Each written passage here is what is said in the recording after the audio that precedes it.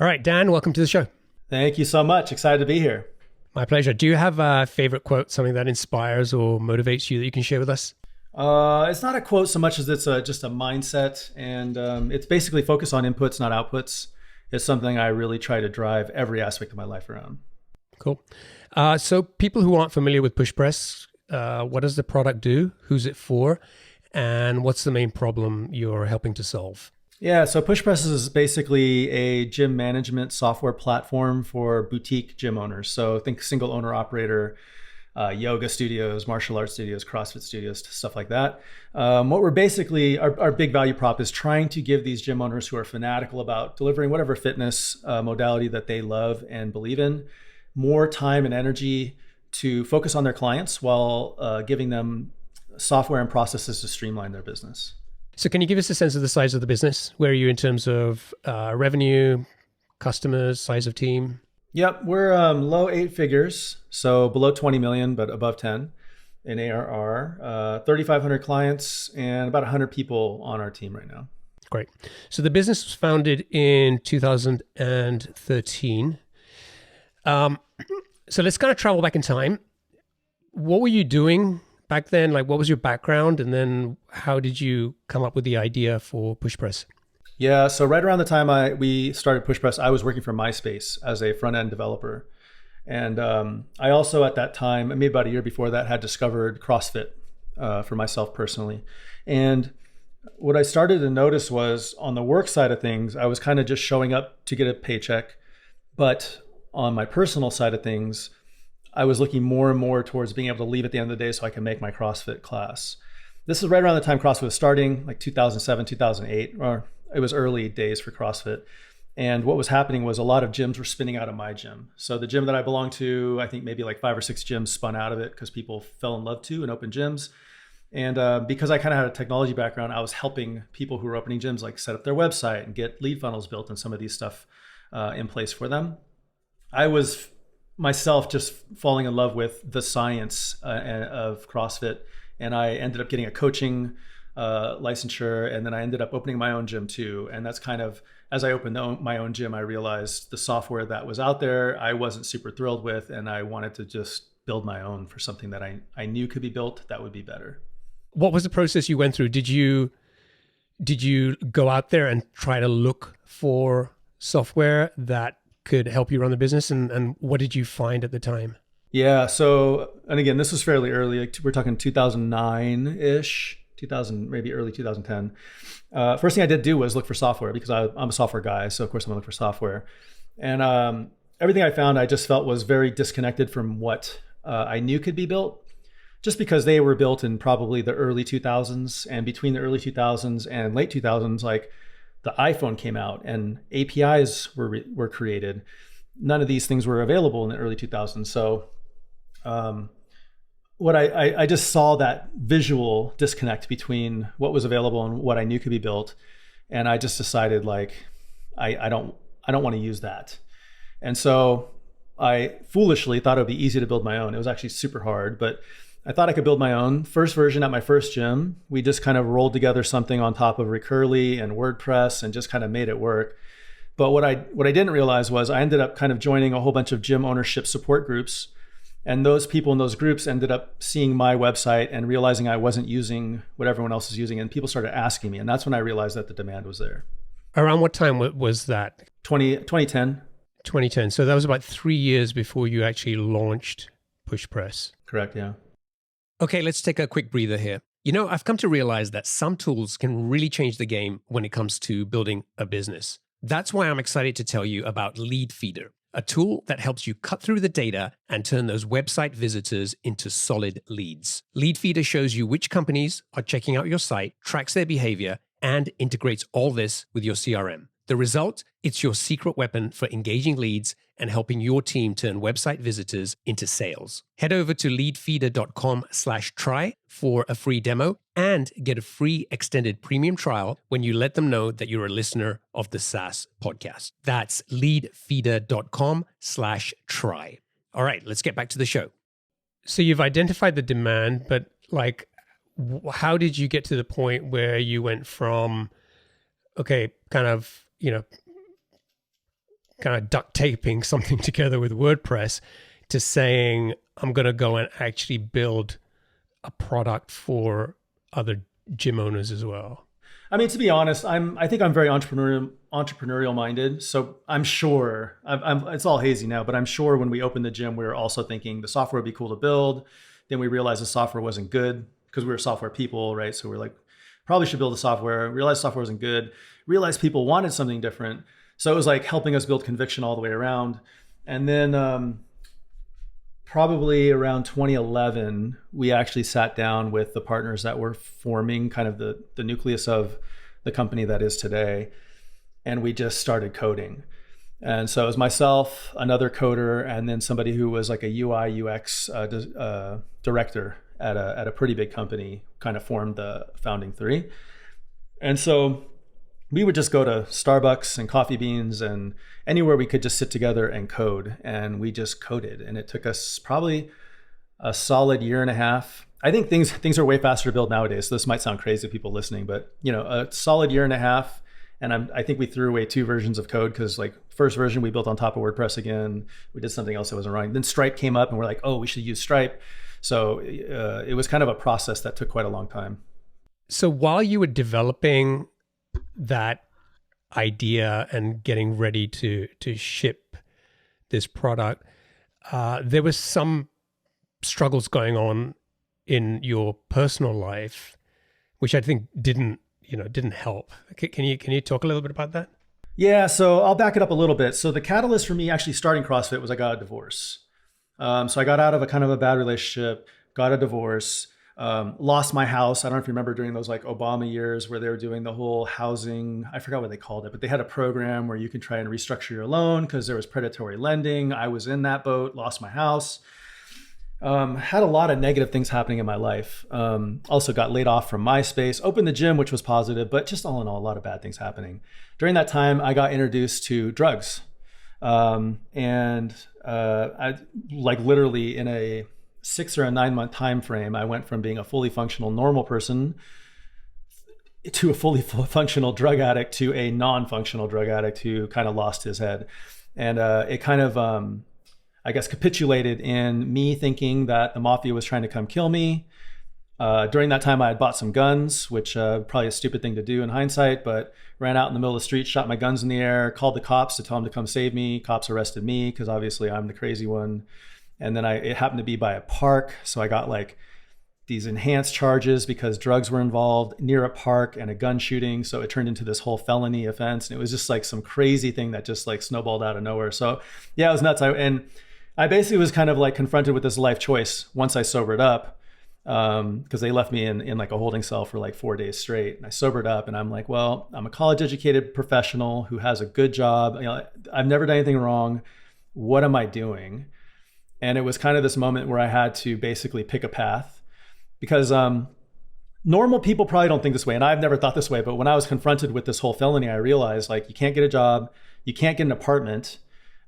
You're basically relegated to, I don't know, a life of crime or really low pay for the rest of your life. And on top of that, I was sitting on 13 years in a state pen. So I'm talking like places they send killers. And so I'm, having to make this choice of like, do I, if I go to jail, how do I survive? Because I consider myself I think most entrepreneurs are adaptable. Like we will try to excel wherever we are. So literally in my mind, I'm like, do I have to shank somebody? How many fights am I gonna have to get in? Like I'm mentally preparing for this because this is the way I'm going. But then as the judge started to show me leniency, I'm like, okay, I'm 110% gonna fix my life, never gonna be here again. And that was kind of the turning point when I think the judge thankfully gave me leniency and said like community service, no felony, blah, blah, blah. So yeah, it was pretty nuts.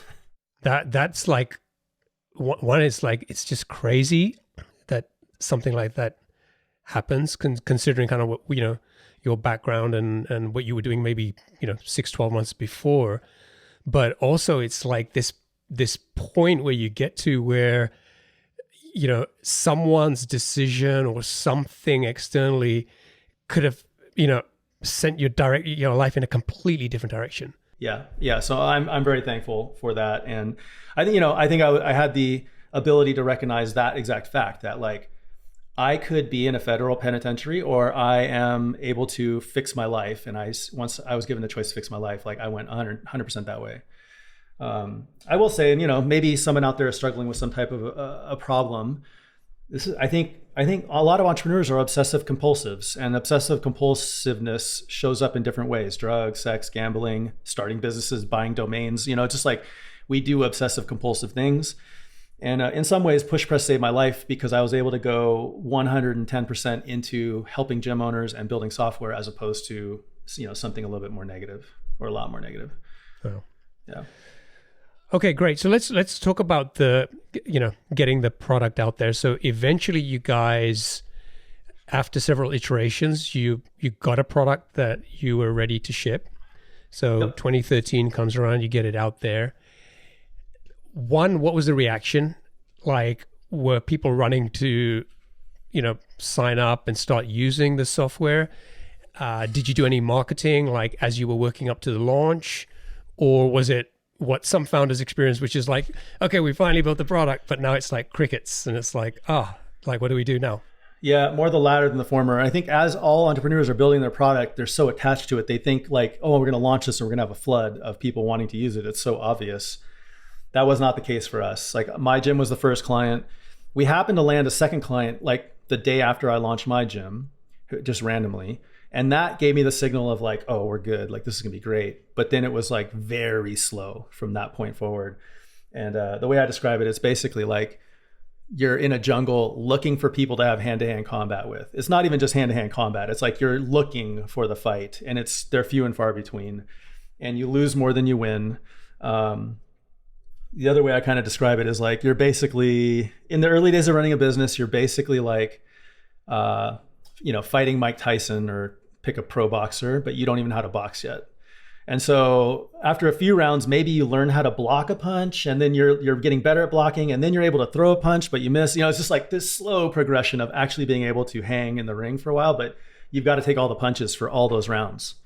So I think it took you about, I think you told me like 4 or 5 years to get to the first million in ARR. So this wasn't like, kind of like the second customer came, and then there was like 10 and 20, and before you knew it, you were a 7-figure business. And I want to spend a little bit of time talking about how you actually grew that business and got to that first million. But just to set some context here, it was about a 4 or 5 year journey, and you got to a point where I think after about 3 or 4 years, where you were ready to quit PushPress and go back to running your gym, right? Yeah. Yeah, it's, every business, it's in gyms and it's in software. You get just enough clients where it's hard to shut down because enough people rely on you, but you're not growing fast enough where you can see a clear line of sight to like, I can pay myself anytime soon. We were at that point probably in 2017. I remember turning to my my co-founders and I said, hey, I think I'm just going to focus on the gym, because I know I can make this gym get to a point that pays me some money. And I was not sure about that about PushPress.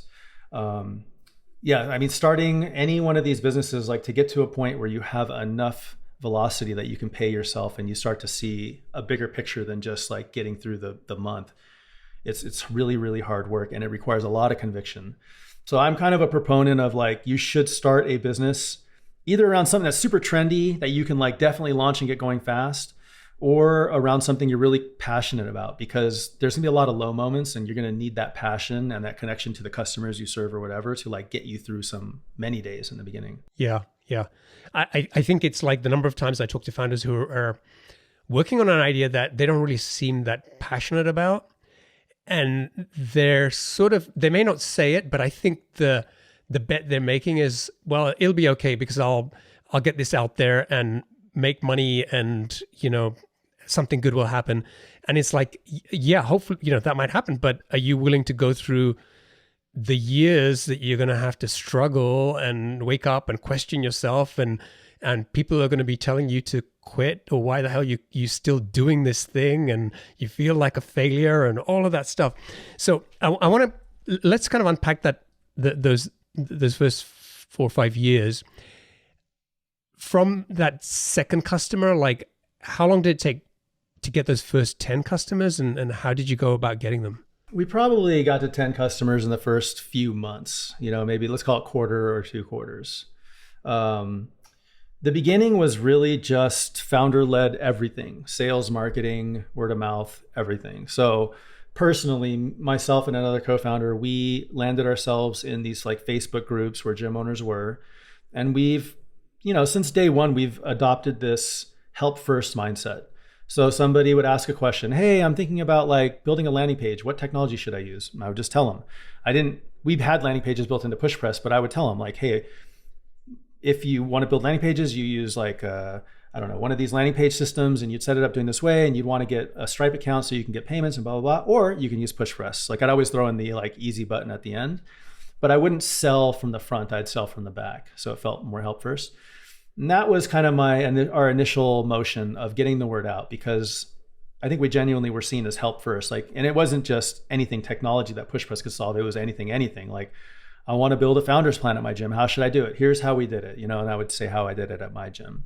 So just establishing that credibility in the community as a fellow gym owner, but somebody who can also help in technological ways. And then that led to some of those people checking out PushPress, signing up. What was the product actually like? Like, were you finding that once, the time that you guys had spent those 2 or 3 years building the product, how much of it did you feel you got right, that customers were actually able to run their business with it and weren't coming back and saying, I can't do this or that, or they were churning?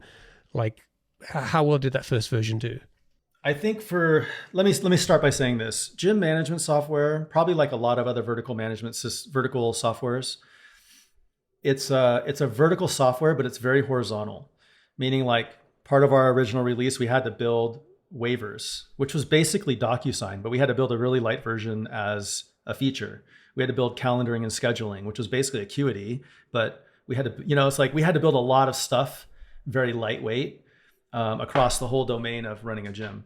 So I think honestly, it landed pretty well and we did pretty well with our first launch.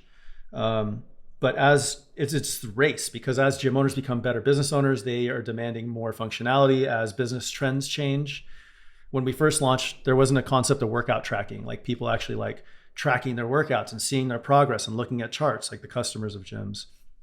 That hit the scene a couple of years after we launched, so we had to build that. Like they're just constant, never end. Like to this day, I still feel like we have 20 years of product to build.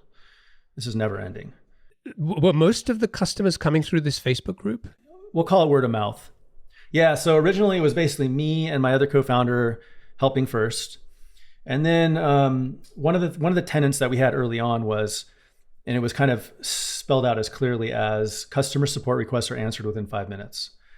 So a frustration of mine as a gym owner was anytime I used any software system, I'm like, hey, how do you do this thing? And I had a customer standing next to me who wanted to join the gym and they didn't get back to me for 3 days because that was like the common response time. I'm like, well, thanks. It not only did it not help me in the moment, but when they did get back to me, I'm like, well, thanks a lot, because 3 days ago this would have helped me, but I don't know why you're even answering me now.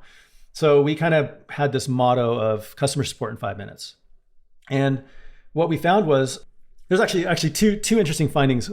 The customer support one's one. So in the customer support one, we found that people were so unaccustomed to anyone getting back to them in any kind of real time without it being a robot or a telephone tree, that they were like, oh, whoa, what? You're actually helping me or talking to me? And they actually began to lean on us and like, hey, I can't figure out how to make my TV work. Like stuff that wasn't even PushPress. And we would help them. To this date, one of our most highly SEO'd and trafficked help docs is how to restart your Fire Stick, your Amazon Fire Stick, which has nothing to do with PushPress, but it gets like 100,000 hits a month or something. So that turned into word of mouth. The other crazy thing is what we found was when we released bugs, if they wrote in and were like, and this was very nimble, like I would talk to somebody and I would just fix it, right? Because I could do that. And it was just this crazy thing to be like, yo, your system's broke. And I'm like, tell me about it. And they're like, okay, I just pushed the fix. Does it work? And they're like, oh my God, it works. Like, that's amazing. Like we actually got more props for fixing bugs than just releasing good code. So like later on, it became a joke of like, oh, I did that on purpose so I could fix it for people. But those two things turned into a lot of word of mouth out in the population, because they're like, dude, they listen to you. They're there to help you. They fix their bugs, and it turned into this word of mouth cycle that I think really helped us early on. Is that something that, like, do you think that was because of your experiences as a gym owner? Like if you hadn't had that experience, do you think maybe you guys would have just said, well, let's just do what everybody else does? Yes, exactly. I think most of our competition at the time were not built by gym owners. So it was easy for us to say like, well, I don't know why they do that. That doesn't make any sense because as a gym owner, I would expect this. And that gave us that early wedge. And I think that wedge was playable from like 2010 to 2015. Now it's like you see coffee shop software being written by coffee shop people. Like this kind of a thing happened across every vertical in the last like 10 years. But yeah, early on, it was like people who were so disconnected from the space that they had no idea how to even interact with their own customers, right? What's the downside of doing what you did? Like, if you over optimize for support or, being super responsive, maybe you need to hire more people, right? But it's like, I just wonder like why more startups don't, focus on. So I'll answer the first question. I have ADD, so I might forget the second question. But the two questions were, what are the downsides and why don't more people do that?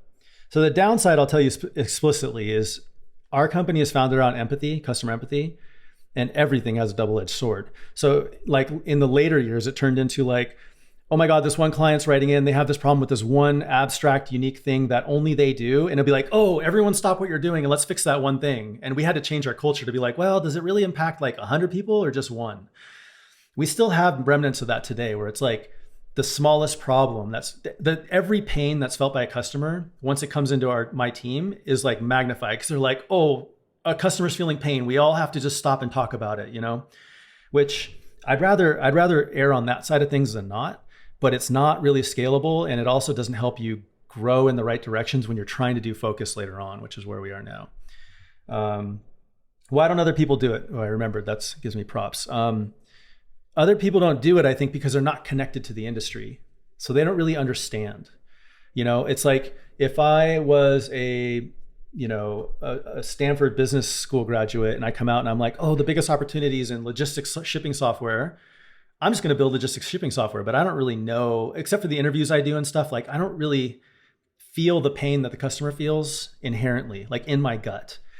And to this day, it's like, I think we can make decisions on a gut call that are more than 50% right. I would even say like 70% right, just because we've sat in the seat of the gym owner. Whereas if I didn't, it would be like you're very blind to a lot of things and you just don't know all of the nuance and details of what a gym owner's thinking, feeling, seeing, etc. Yeah, I think in many ways, if you're an early stage founder, yeah, it's hard. Yeah, it's going to take up more of your time, but just going. In fact, I would say when I think about a lot of the founders who've been on this show and have done well in terms of building, multiple 7-figure, 8-figure business. A lot of times you go back to those early days and a lot of them were going the extra mile to help customers. And it wasn't, some I don't know, some kind of strategy at the time. It was just like, they just wanted to help. And the more they did that, the more people talk about you, the more people are like, because like we were talking earlier, the bar is so low. Yeah, it's like you shock people when you actually are there to help them. I would get on sales calls and say like, oh, we're not the right software for you because we don't do X, Y, and Z yet. And people would be like, what? Like, you're telling me the truth? This is insane. Like, I actually want to use you. And I'm like, not yet. You're gonna have to wait. And then I would get like 5 referrals from them. It's just like, it's crazy to me because the equation for business is so simple. It's like, I'll defer to like a couple things. Like, what is the definition of money? Money is the transfer of value in a deferred state. Like I give you some value, you give me value back, but it's like something I can hold on to and use later, right? That's what money is.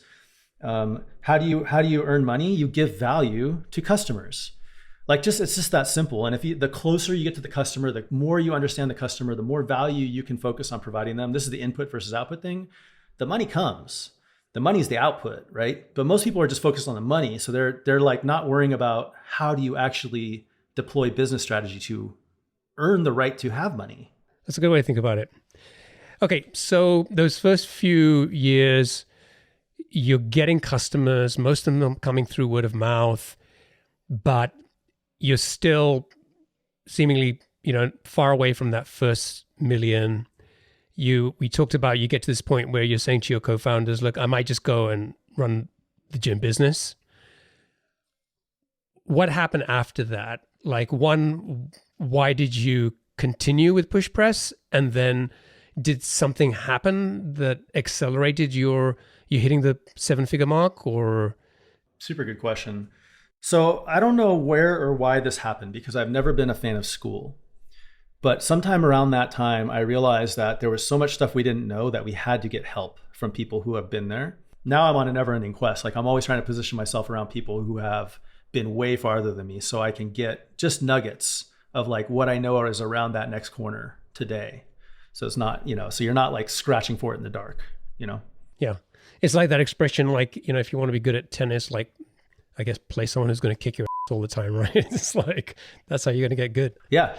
Yeah. Okay, great. So you get to the 7-figure mark, you're starting to get traction, you've got a little bit more focus on this business. Let's talk about the partnerships. At what point did they come into play where you started looking at the competition and saying, look, there's competitors now where we have a bunch of gaps in terms of what we need to deliver, and then you started looking at potential partnerships? Yeah. So what happened was, and I mentioned this earlier, is as we were going through our journey, the business acumen of the gyms was widening. So they went from just wanting software to bill people to also wanting software to do workout publishing and tracking. And, like that's kind of like value delivery to the clients. And also there's another segment of basically like website, lead nurturing, customer lifecycle management. So in a gym specifically, it's like, oh, you've been at the gym for nine months. I want to send an automation to you that's like recognizing the fact you've been here for 9 months. Or maybe the first 30 days, it's like, here's the rules, here's the etiquette, here's some recipes, right? Like there's a cadence, right, to joining a gym and going through your life cycle with the gym. Those two big trends popped up after we had launched, but there was no way we were going to be able to build either of those because they were so hefty. The workout publishing and tracking is an interesting story because we acquired a company. I have a little backstory to tell about this. Is a fun one. There was another company that was competing with us, and he used to ask questions all the time on Facebook in like a SaaS operators group.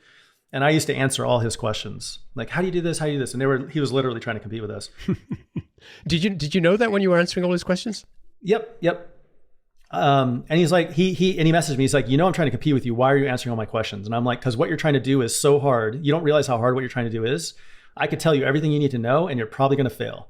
Like it's all about execution, and it's really hard, right? And so anyways, because of that, I built a little bit of a relationship with him. And then the time he ended up partnering with someone who was close with us for business advice. And I told that person like, hey, we're looking to buy a workout tracking thing. And he's like, what if he's like, this company, his name is Mike. Mike doesn't really want to compete with you anymore. He realizes it is hard. He just wants to focus on workout tracking. What if you guys buy him? Like, what if, and because I had created that relationship by helping him and working with him early, like the trust was already there and the deal was much easier to put together. So that was a really interesting story, right? Of how that came together. Are you one of those people who believes in karma, like just going out and doing like good things and coming back? Yeah, like I firmly believe, like, and it goes to the input output and like how you earn money. It's like, if you just do the right things, and a lot of this comes from my relationship with drugs and my recovery process. It's like, when I was going through recovery, I was very cynical. I'm like, I don't know how anyone can get to this point just by doing the right thing every day. This is stupid. Because we would go to speaker meetings and they'd be like, oh, just do the right thing every day. And like in 10 years, see where your life goes and da-da-da. I'll tell you this story real quick. And like, there was a guy on the stage, he was worth 10 million or something. He was talking about it. And his basic message was just wake up every day, do the right thing. And one day you'll be worth $10 million. And I saw, like, I went to the bathroom after, he went in the urinal next to me and I'm like, it's not true. Tell me it's not true. Like, it can't be true. And he's like, it absolutely is. And he was so positive about it. It just stuck with me that I do believe that. Like, as long as you know where you want to go and you're doing the right things and treating people right and being a good human being about it, like the universe comes back to you. And I think I experienced the opposite boomerang. Like I was doing the wrong things. I was, hanging out with the wrong people, blah, blah, blah. And like the universe got me. I do believe that 100%. Yeah. And then you ended up raising a Series A, which is about $11 million. We raised a seed first, which I have another interesting story to tell about that one for founders. So the guy who or the company that funded our seed, I had pitched him 5 times. First time, was like not interested. Second time was kind of a not interested. Third time was like, hey, when you get to 10,000 MRR, come back. You've probably reached escape velocity. We'll talk then.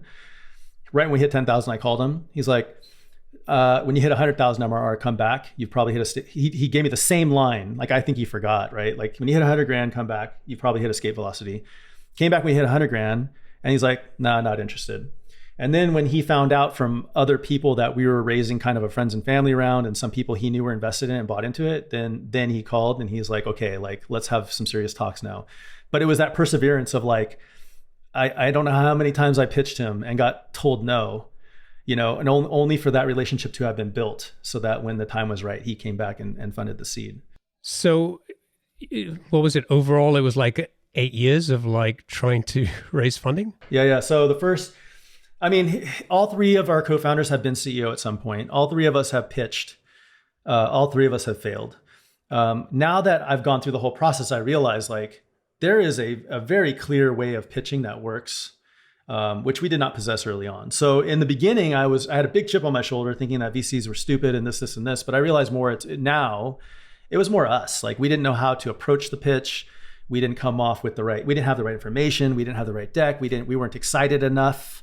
Like some VCs were like, we don't sense the excitement in you. And I'm like, we are so excited. What do you mean? But it's just like how you deliver the actual pitch matters. So yeah, 8 years, probably a good 6 of them literally laughed out of rooms. Like, yeah, not interested. Don't waste our time again. That kind of stuff. It was pretty brutal in the beginning. And then when you raised your Series A, what was the valuation? I think it was 62 post. So it would have been like 52, 51 pre.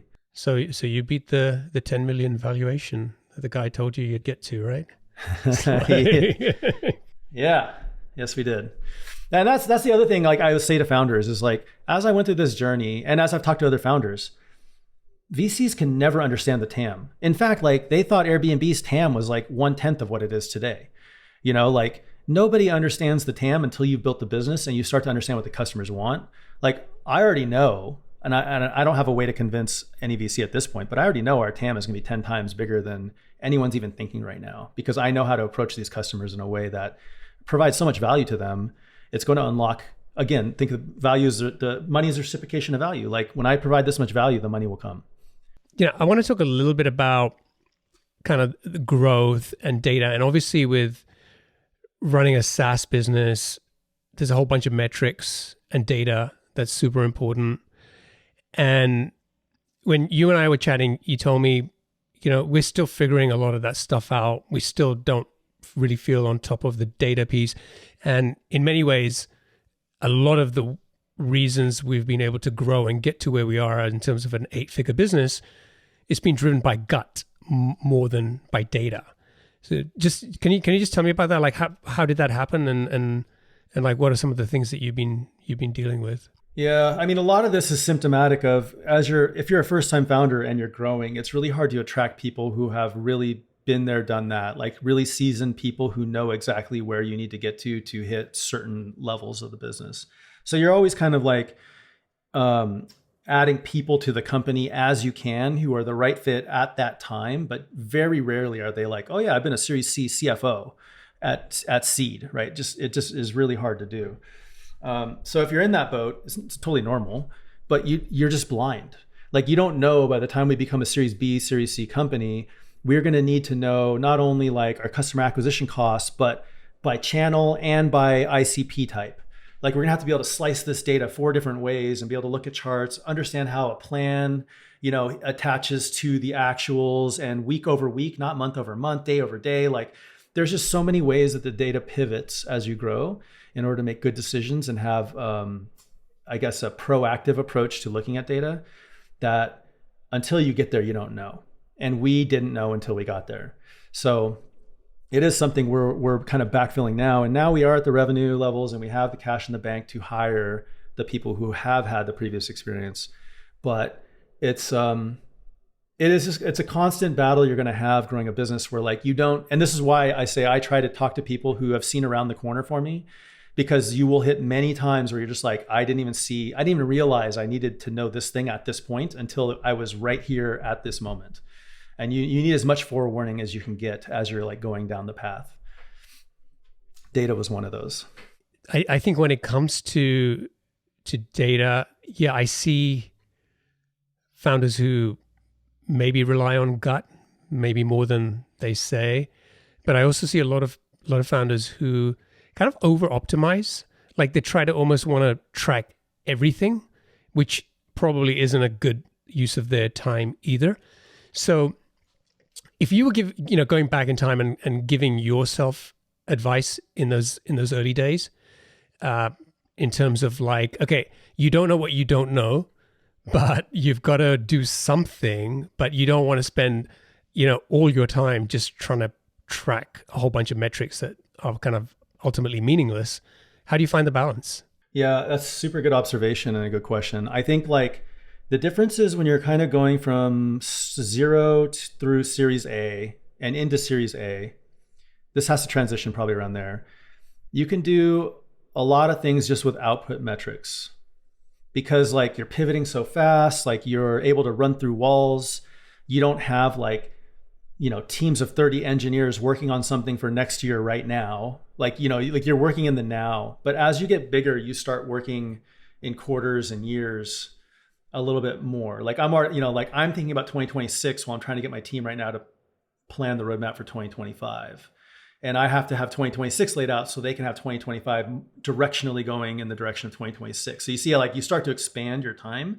Once you do that, like you've got to be able to think a little bit more in terms of data, like where we need to go, what type of growth trajectories we need, stuff like that. So in the beginning, though, I think it would be overkill to track too much.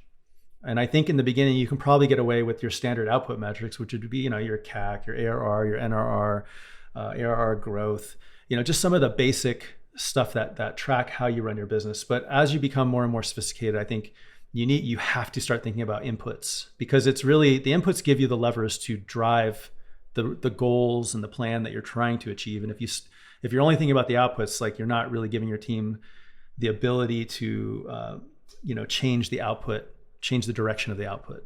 Yeah, no, that's good advice. All right, I think we should wrap up. Let's get on to the lightning round.